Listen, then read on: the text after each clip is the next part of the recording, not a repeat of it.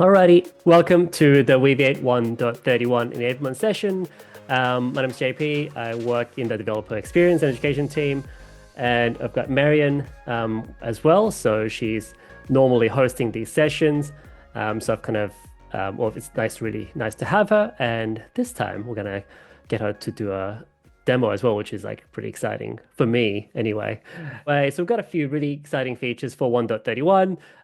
At this point, which is the 27th of May, 1.31 is not yet released. So what you're getting is a like preview, a bit of a sneak preview at 1.31, which is really exciting. And today, what I thought I would do is go through a bunch of features in a live demo format.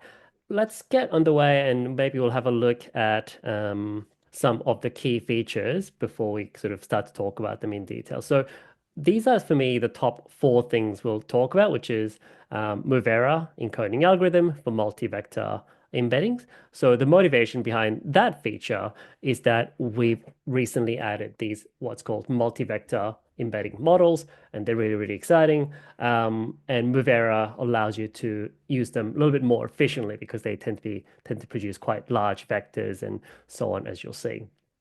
Made some really exciting changes to the Vectorizer that lets you make changes after you create collections. So that'd be really good if your needs change in terms of like how you want to vectorize your data as you go. We're going to talk a little bit about like shard movement, which is quite technical, but also it's really important feature from a production perspective too, because it allows you to move data between different nodes in a cluster.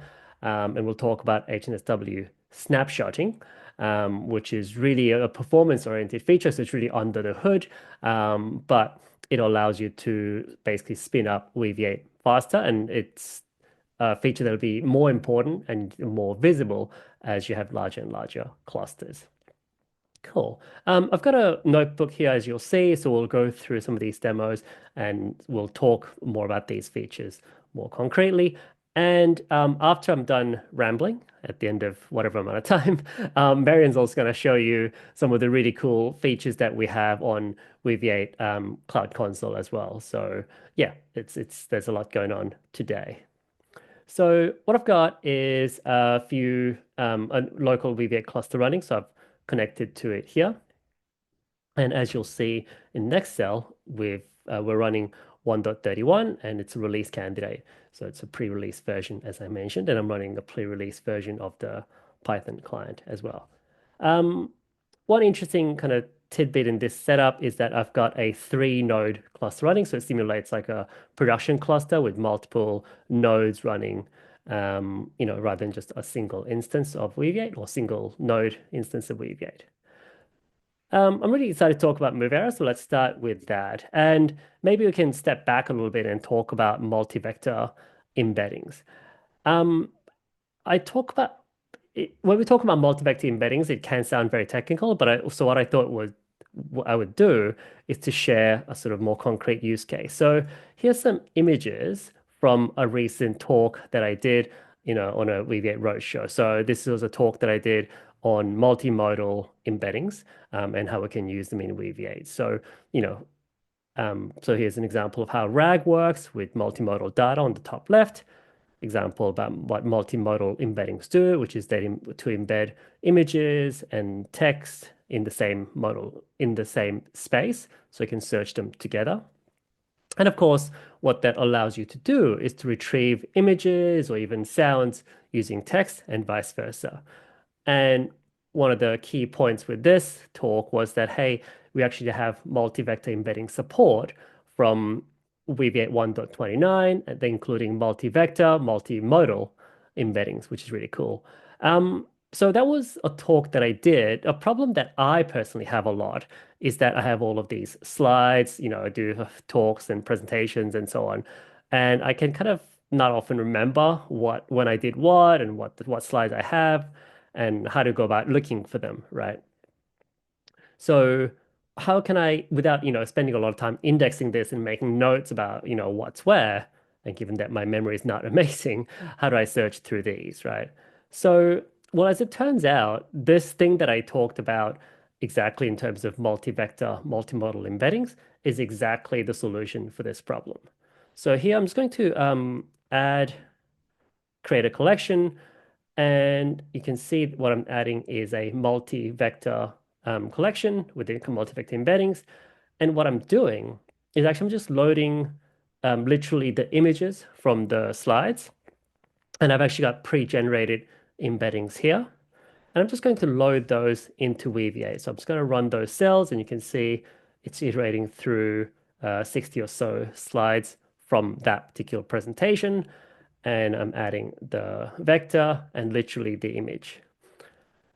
And now I can actually search through those images for whatever I want. So now if I go, oh, I did something about multimodal embedding space, what slides do I have? And I get results like these, right? So, um, there's pictures of the lions and so on. And I can even go, oh, actually, oops. I remember I did something about RAG or let's call it retrieval augmented generation, multimodal. Now I get these slides that I have on multimodal generation. And this is really cool because what I had to do was very, very simple. I didn't have to get any text out of these images. I just encoded these images directly into pictures, and the vectorizer did the rest.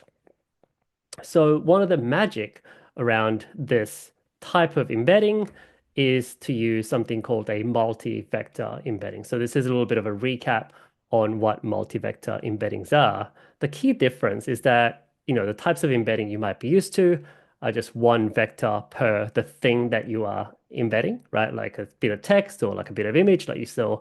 You actually have a far more embeddings, and that allows you to capture more meaning, like more nuanced meaning, whether it's bits of text or parts of images. So, what does that mean? And there's ways to make these embeddings smaller. We can quantize them and so on. But what does that mean is that you generally tend to end up with larger embeddings. And for images, you've heard me mention the word Kopali, and a Kopali model is the type of multi-vector model that saves images as, these parts of images, and it's able to say, oh, this part of the image saves, has this kind of meaning, and so on. But you can imagine that it's going to require a little bit more space to save that types of information. So exactly what does that mean more concretely? If we look at what the embedding looks like for one of those objects, it's actually got 1,000 or so of these vectors per image, right? So you've got actually 130,000 or so dimensions per image. And compared to, say, your typical single vector embedding, which is like, a few hundred or 1,000 dimensions, this one you're looking at 100,000 dimensions per embedding. So it's a huge, huge number.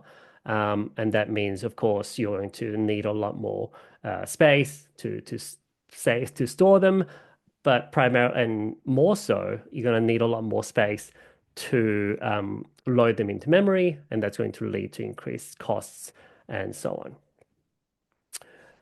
So this is still the case with text as well. So an embedding for something as simple as the words multimodal embeddings needs 2,000 dimensions. And if I have a longer piece of text, you actually need the vector actually the embedding gets longer because it's saving a new vector per token. So for this text I've got here, it's going to need like almost 4,000 numbers in dimensions, if you will. So what's the solution for that? That's what MUVERA tackles in this particular release. So let's have a look at what MUVERA is quite quickly. So these are some of the sort of explanatory pictures that one of our engineers, Roberto, made, and it's really cool. So at a very high level, it's going to look at the vectors in an embedding and try to basically group them into clusters, right? And the details of it, I won't necessarily go into too deeply. But we've got a blog coming out on that next week or so. And what that does is basically it's to say, okay, so we've got all of these different constituent vectors. We're going to group them into clusters and we're going to average them out. So basically, you're instead of having 100 different vectors, you might in this example only have eight smaller vectors, and you go through a compression essentially algorithm to make the overall vector shorter. So what you get is a single vector of predictable length that are compressed, but still it retains that nuanced token level information. What does that mean from a user perspective, of course, is this, right? So on the left-hand side, we're seeing the memory usage. So the big blue bar on the left-hand side is the heap memory usage if you're not using MUVERA and multi-vector embeddings. And this is using text example or a benchmark. And just by using MUVERA, the memory footprint goes down from 30 or so gigabytes down to 5, right? So that's gone down, what, like 80% or so. And if you use MUVERA and quantization, it goes down to like 1 gigabyte or so from 30. So it's, down to 3% or 97% reduction in size. So that's really cool. And a similar kind of thing happens with import time as well. So, from just using MUVERA, which can be quite complex because there's again a lot of vector dimensions to import. So the import time here goes from around 25 minutes, 27 minutes or so, down to 3, 4 minutes with MUVERA. And these are really, really big improvements, and that's really exciting. So that's really great. There's a couple of things to keep in mind though if you're using it, because what's the cost? Like what's the price of doing it? And there's a couple of things, and one is the speed and the quality of search. So in some ways you can look at and say, well, the speed does go up in search. So this blue line is the speed of search at the same kind of parameters. And this in this graph, it's how many queries per second. So higher the better, right? So compared to this blue line, the query speed at with MUVERA on the orange lines and the green lines are much, much higher. So that's great. The cost, though, is that because, of course, we're compressing the data quite a bit, you lose the search quality, and you kind of have to compensate that by increasing this EF value, which is a list of like how many objects basically you're fetching during the search process. So basically, you have to search. The search is not as good. You basically have to search harder. It's essentially what you have to tell the graph to do. So that's the trade-off and the technical details of MUVERA. But of course, what's it like to actually use it? It's actually pretty straightforward. So if I go and get the original code, you'll have to excuse me for scrolling to find the right bit of code. So if I grab the original collection definitions, this is what I used earlier in defining our collections. I'm just going to go down and paste that into our new cell. So the only change I'm going to make is to add here this line of code. Encoding is configure.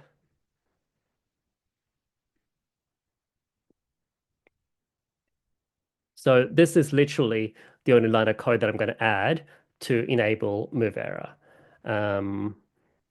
So once I do that, what I'm going to do is to recreate the same bit of code, in terms of importing the data.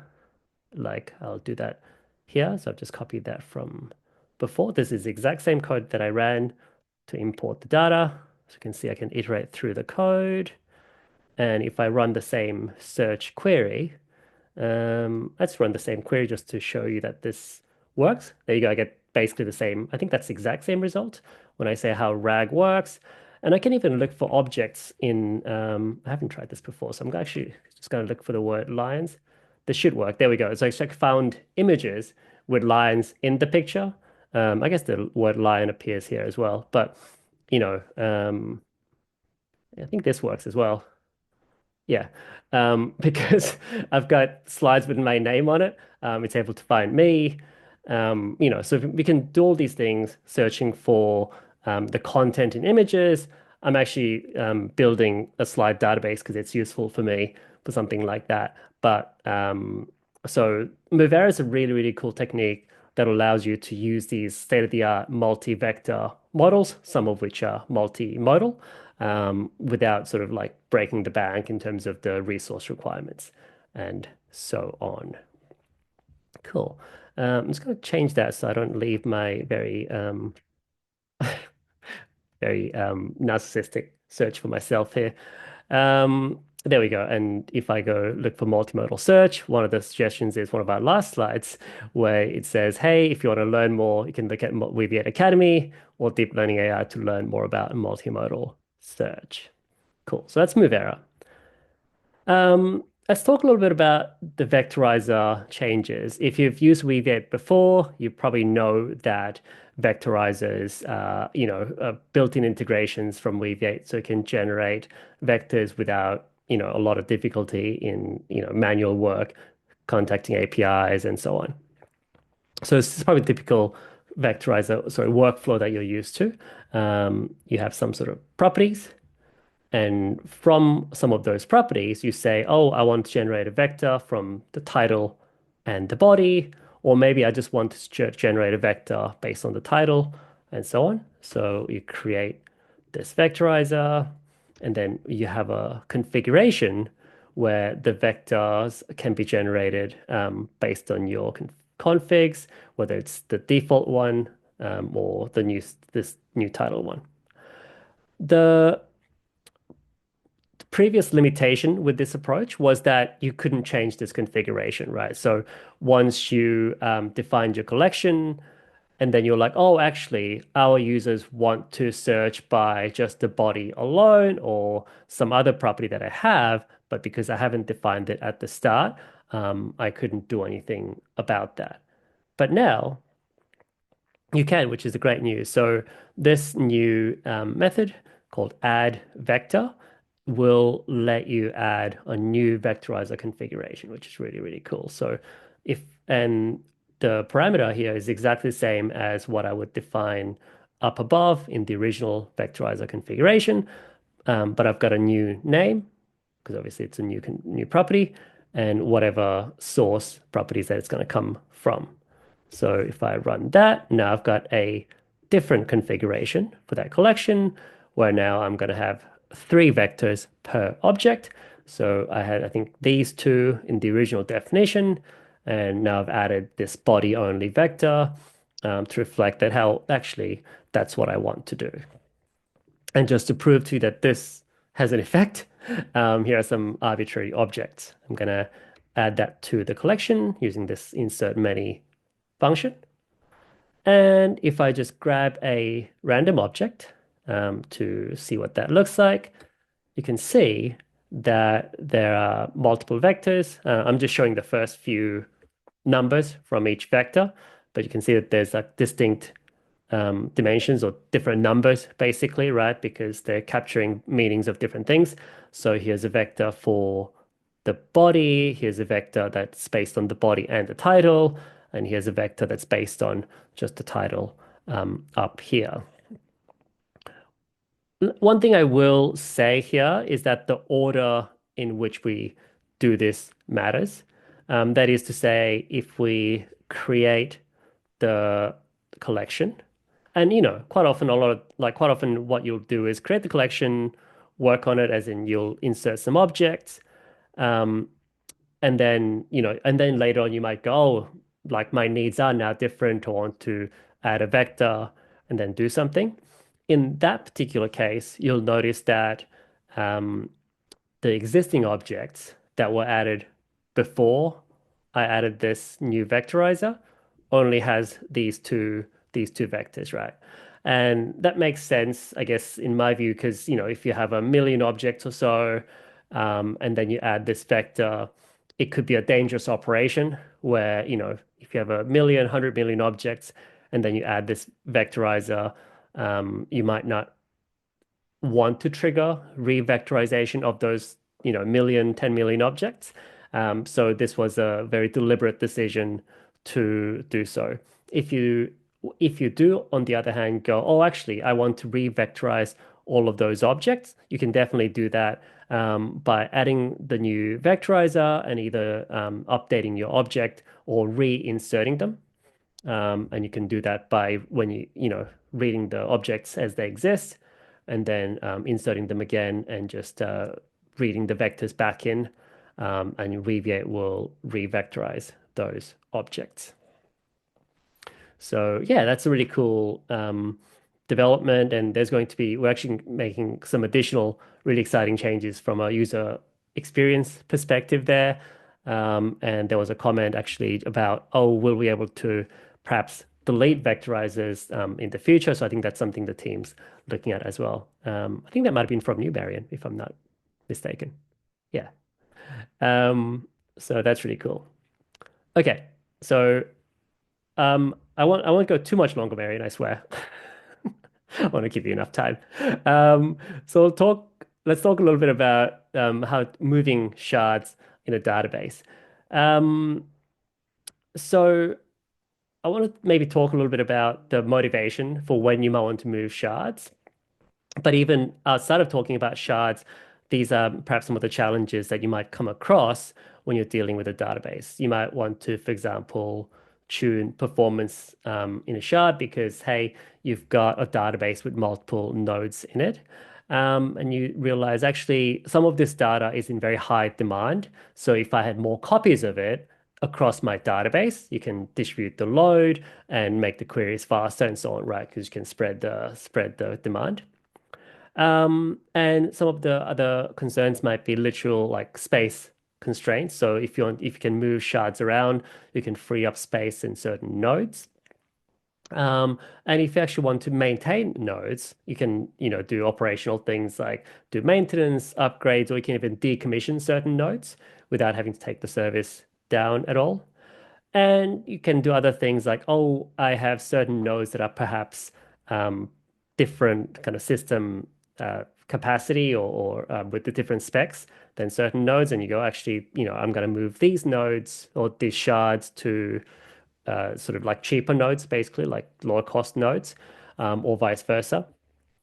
And troubleshooting. So you might want to, move copies of certain data objects to a new node, something like that, while you're troubleshooting this other node in a cluster. So all of those needs can be to some extent addressed by being able to move your data from one node in a cluster to another. And this ability that we're adding in 1.31 to move shards around is kind of like the first step in able to do things like this in a manual sense.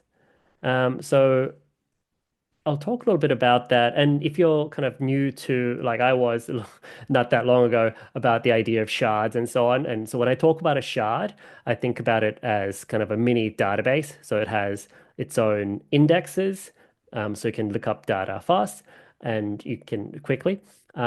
It's also got object store, so it actually has those objects that you're looking for. So it can hit up a shard, perform a search, retrieve the object you need, and give results. So it really is, all for all intents and purposes, a mini database. Where a shard comes in is that sometimes you want to scale those things, right? So shards are designed so that you can group them across multiple instances and share them across different compute or devices in a distributed sense, so that each node or each computing device can have multiple shards and talk to other nodes. And once you scale that up even further, you have what we call a cluster with multiple nodes, and they have each node can have multiple shards in it. And as you can see with these colors, each shard can be replicated or redundant across multiple nodes, so that if one goes down, it's all happy. So in this example, let's add some data just to make sure that we can demonstrate this. It's going to take a little bit of time to update, but what we're going to be talking about when we talk about shard movement is, let's say, moving one of these blue disk-shaped object, which is a kind of a graphical representation of a shard here, from this node on the bottom left to one of these other nodes so that it's able, like we talked about, offload some capacity from this particular node, or to even move all this data to a whole new shard altogether, or a whole new node altogether. Cool. So what I'm doing here is I'm actually adding a bunch of objects to a cluster. And then I'm actually just checking for the node object count to update, just because it doesn't update automatically. So there we go. So what I've got is a 3-node cluster that's running automatically. And you can see that each node here has a bunch of different shards, right? So this first node has these 4 shards, the second node has these 3 shards, and so on. And some of these, or all of these, are going to be copied at least twice, right? So the next bit of code identifies which shard can be moved across. So this shard here doesn't exist on node 2. So I'm going to try and demonstrate how to move that shard, this AXX blah, blah, blah shard from node 1 to node 2.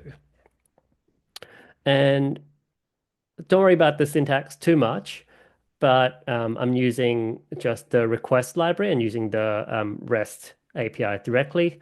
And by the time the 1.31 release is out, there'll be the full client available. But it's already not a huge amount of code anyway. But I'm just defining that I'm gonna, I want to move this shard from node 1 to node 2. Go for it, and that's my request. And when I actually check the status of the operation, it shows up as registered already. And if I check the status again, it kind of depends when I do it as to how quickly this runs. But when I do it, it'll come across as registered. And in a little bit, it'll show that the shard has moved. We can come back to that and to show that it's moved, but that's basically the operation. So that's shard movement. How about we pause there, see if anyone has any, I don't know if anyone has any questions, but Marion, maybe would you want to, is this a good time to maybe show some of the changes to the console? Yeah, sure. We can go ahead. Actually, it's a perfect time because I can just pick at you a little bit. Please.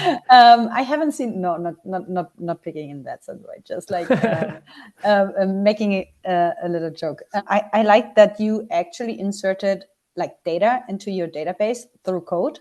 So today I'm going to show how like that can be also done very convenient through the console, because that is what the team just added. All right, so you see my screen, and JP has just shown a cool way to programmatically insert data into Weaviate.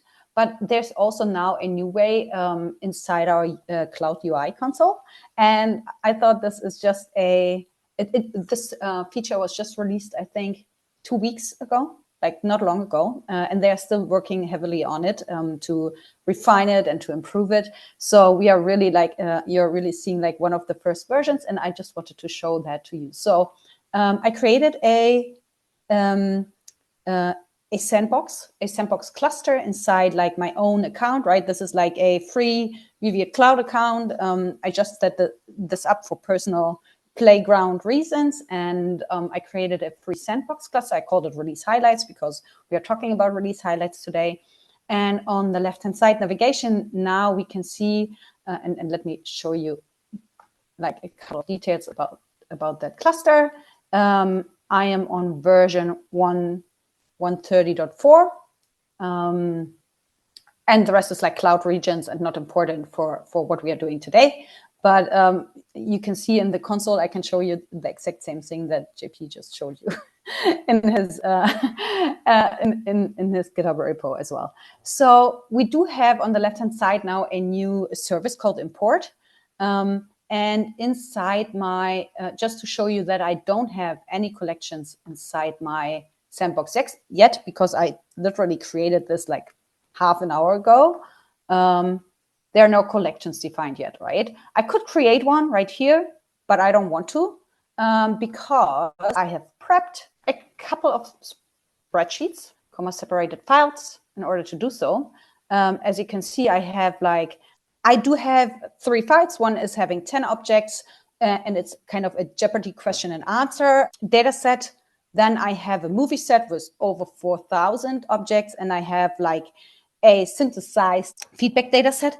And that is very interesting for me because I do work a lot with user feedback. I'm running user feedback sessions. I'm running surveys. So I actually think I would be really interested to import some of the data. Okay, I have to click Browse CSV files. Live demos, gotta love them.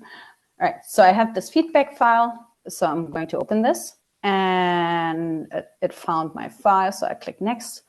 And now I can actually give my collection a new name, and I call it VV Wonders Feedback. I'm using our internal Vectorizer because that's for free on a free tier limitation, so it doesn't provide any costs. I don't need multi-tenancy right now. I don't want to do any shard movements right now. So just for the sake of this, I want to vectorize my collection name for data purposes. And then you can see the rows inside my CSV file that I had, and I can literally just add them. And the team nicely provided us with like property names that really fit. And I don't need to change these. I can if I want to, but I don't.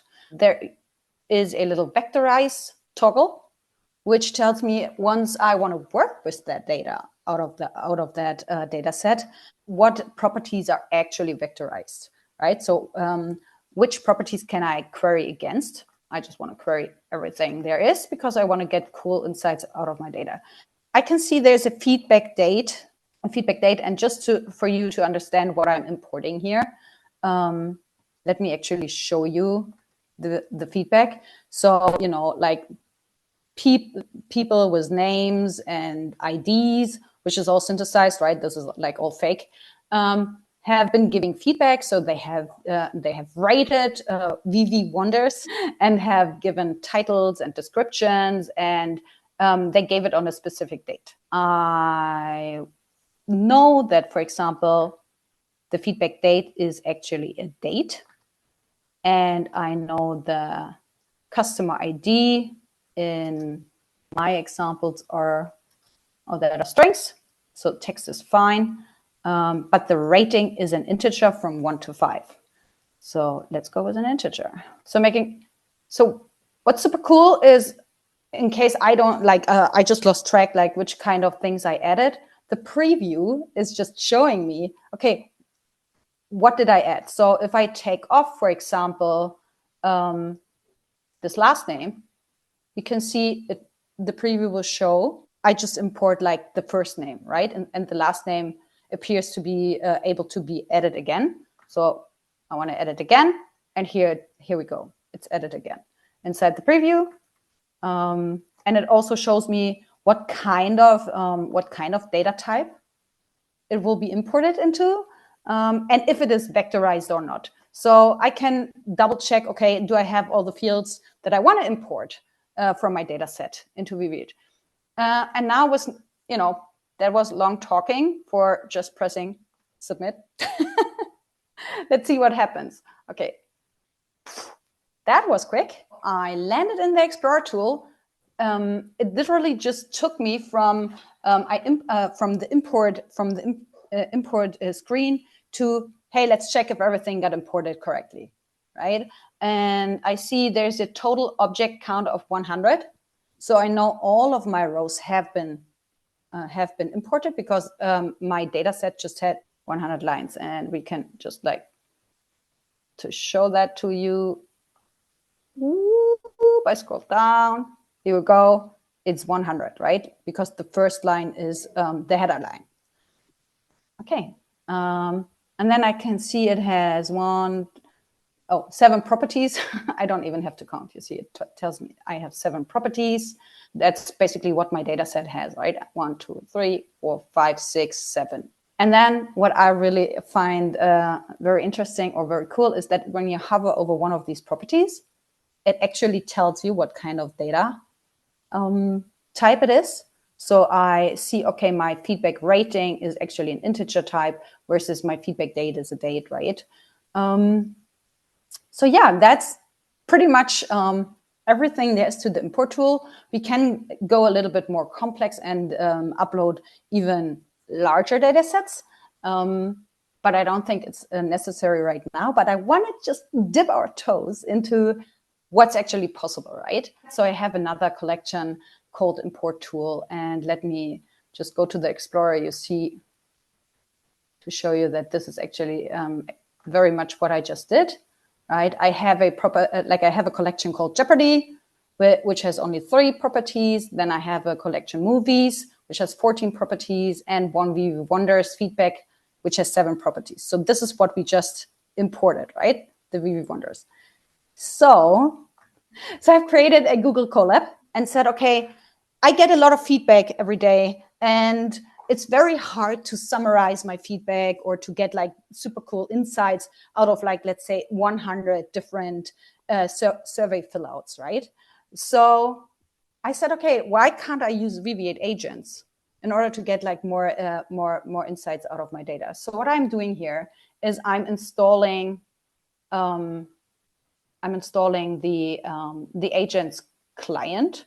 And please correct me, JP, if I'm using wrong terminology, because I don't work with this too often. And you're doing great, though. I have before I showed this, I have copied like my API key, like my user API key, as well as my URL from the cluster. That's very convenient. I can literally just go into my clusters. Yep. And then here is the URL, right, for my cluster. And down there, I have my API keys. So I copied these into like some keys. That's what it's called. And now I'm connecting to my instance. So let's do it. Here we go. 2 seconds. All right.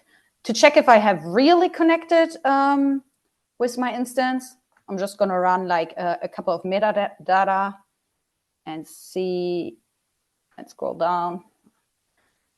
So 130.1, that was the cluster I created just yesterday. I'm not a scrolling pro, as you can see, JP. I literally have to learn. So I have a VV Wonders feedback collection. That is what I just imported. And yesterday I also imported a movies data set with 4,000 movies. So I just want to store this into some variables so I can use it a little bit more convenient later on. And now I'm initializing my Weaviate query agent. You see, this is literally 1 line of code, right? Like in order to initialize this. And here we go. That was all the prep work I needed to do. I hope this works. So now I want to know, out of these 100 people giving me feedback about VV Wonders, what is it they're having issues with? So I'm running a query against my, using my agent to run a query against my whole cluster. The collections I'm querying is the movie collection and the feedback collection, but I'm not telling it which collection to use in that prompt. I'm just saying I want to get feedback, what users are having issues with. So let's run that. In the background, it's using LLMs to get that response. And I hope that works. And oh my God, the demo gods are with me today, right? And here we go, right? So the final answer literally tells me, okay, there's several users having issues with VV Wonder features, and key problems that have been reported is like what underwhelming performance with advanced functionalities and whatnot. I used a very well-known chat LLM model in order to create these kind of feedbacks, and I gave it like certain negative feedback in order to see if that is actually doing the right thing. So it ran a search and no aggregations, and it gave me back like the feedback this whole summary is based on, like the feedback objects. So I was interested, okay, which kind of feedbacks like are these in specific? So I'm just running through them and looking at this, right? Like, okay, what is the feedback in specific? There's like the description, and it just pulls me the data objects that have been used for this search. I found this very impressive because you can get insights into your data so quickly without having heavy coding experience. And the cool thing, I just talked to the engineering team of the console this morning. This whole functionality that I showed you right now was like, it was not a lot of lines of code, but it has been lines of code. And JP can tell you that I already struggle with setting up a Google Colab. So they will put this into the agents tab. So we will actually get a chatbot interface where we can query against our data that we imported through the import tool or that we imported through code into Weaviate and use it inside the console. That and that is going to come soon. So I was allowed to say that. And that's all I had. If you want to learn more about the agents in general, the Weaviate agents, we are having a session in 2 weeks from now. JP is going to dive into these, and we can share that later on. Yeah. And that's all I had, JP, if you want to take over again. Thanks very much, Marion. That's really lovely. I really like the fact that when you're importing the CSVs, you would have to click on the browse CSV file, add stuff, and then that took you straight to the Explorer once you're done, right? Like once it was added. Yes, that is correct. I think there are a lot of improvements going on, but I like the fact that it takes me to a view where I can literally just check, okay, did I just import everything without querying against my database, right? I don't have to switch context in terms of platform or tooling. I can stay inside and say, okay, I think that is super convenient if you just want to play around with a certain data set. You want to understand, okay, is like a certain data set working for me? Is it like, can I include this into Weaviate? How would it look like when it's inside Weaviate? And I just can literally just take like a sample data set or something. And if I have it in JSON, there are a lot of tools out there that just transform JSON into comma-separated files. Comma-separated files have like a lot of various delimiters, right? Yeah. Like commas or like these bars or spaces, whatever is most convenient to me as a user. And I know they have literally just yesterday inserted that into the tool. I'm a super fan of it. So very cool. It makes it very easy, and I think just gives you just another option to bulk insert data into your database. That's really cool. And I think you just volunteered to do the agents console demo when it comes online.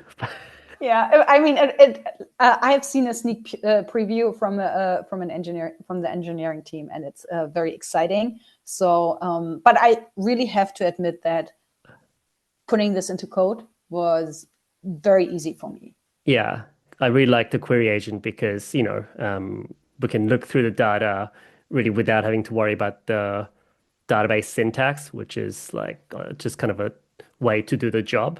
The real job is like looking through the data and like getting answers and stuff like that. So yeah, the agent makes it easy, and having it in the console is going to be awesome. Yeah, and this morning, I want to double down on that. This morning, I got a user feedback in an interview saying, "Hey, like back in the days, the UI was like very limiting because I could only add one collection to my cluster, something like that. It has been improving since then. So it's I think with all these changes coming up right now, it's definitely worth looking at it. Also for people that want to give people in your teams or something an opportunity to play around with it, right, and use it. Definitely. Even on like a personal level, right? Like I just used it for a personal CSV file, even though it was synthesized, so I don't display any confidential data. But yeah.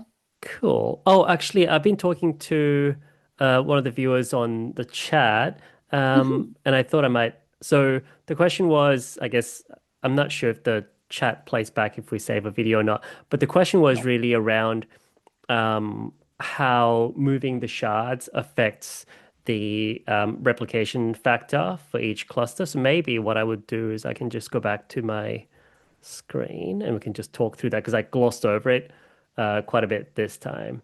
So the question was, hey, basically you started with some sort of a collection configuration and you were like talking about moving shards around. What does that do to the shards and the replicas for the shards? So, and yeah, that was a really good question. So thank you for that. And as I said, I glossed over the settings. So let's go through that just quickly. So this was the configuration that we loaded the data with before we showed shard movement. Here I used a replication factor of 2. Just as a note, you generally wouldn't use 2, you would use an odd number like 3, 5, 7, so you can get to quorum of like, that's like not too many basically. So if it's 3, you need 2 nodes to respond to get to quorum and so on. But I've just got a 3-node cluster running, and I wanted to show movement, so I have a replication factor of 2. So what that means is all the shards by default will be created with 2 copies each somewhere in the cluster, right? So that's what that means. With the sharding config, I've said, hey, I want 5 shards for something, and what that something is my collection, right? So I've got a collection called temporary collection, and I'm saying, hey, split that up into 5 shards and each shard will have a replication factor of 2. So when I create that, I'm going to get 10 shards in total, but like 2 copies of each 5 shards. So that's what we're seeing once we're done here. So I've got 4 shards in the first node, 3 shards in the second and third node. So it's 4 plus 3 plus 3 is 10. So, and that's what that 10 number comes from. Now, what I'm doing in the next bit of code is to say, oh, go and where is this code there? I'm going to move a shard from node 1 to node 2.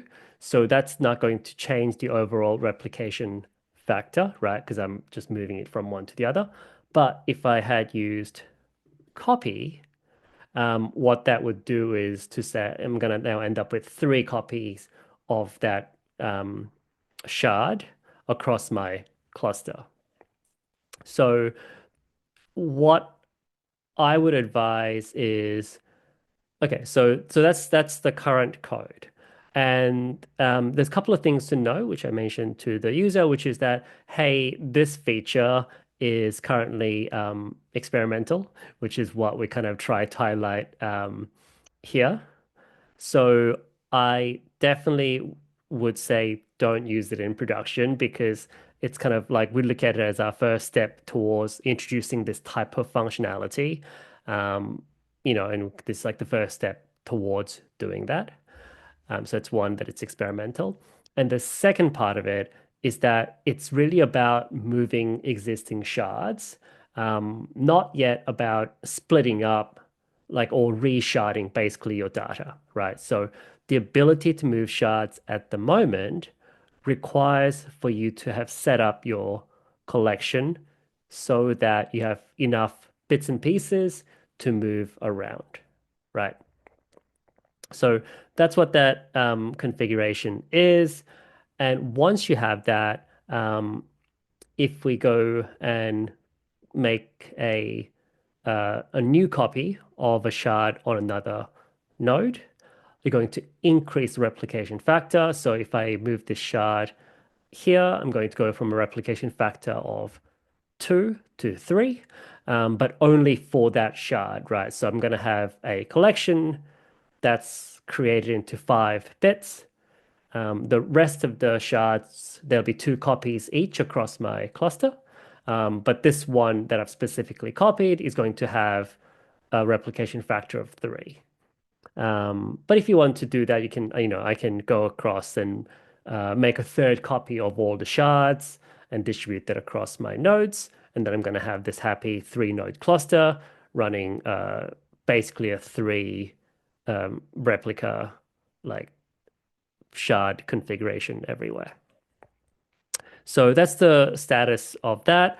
And just to kind of complete that circle, if I now go back and check the collection, there we go. I think it's still not finished or something's going on. Doesn't matter, but it should have moved the shard from one place to another. I'm gonna have to look at what I've done with my code. But yeah, so that's it. I think that's basically all the things we wanted to show this session. So again, the kind of highlights were basically I wanted to spend time on MUVERA to show that, hey, these are some cool things you can do with dimensional multi-vector embeddings. Some vectorizer models. We talked about the sharp movement, and I really haven't talked about HNSW snapshotting, but the key thing there is that it basically, if you have lots and lots of data and have a big index, it'll speed up your startup because it takes a snapshot of the state of the index before basically having to rebuild it from scratch every time it boots up. It takes a kind of snapshot, so it saves on time. And most people won't notice, like me running these demos, it won't make a difference to me. But if you have a production system with like hundreds of millions of vectors, like you will see significant speed ups when you're rebooting nodes and doing upgrades and stuff like that, which is really cool. Okay, so and big thanks to Marion for that demo, which was really cool. So you're probably going to be on the hook for doing more later. Appreciate it. Thank you, Marion, and thanks everyone for coming. And we'll see you hopefully next time.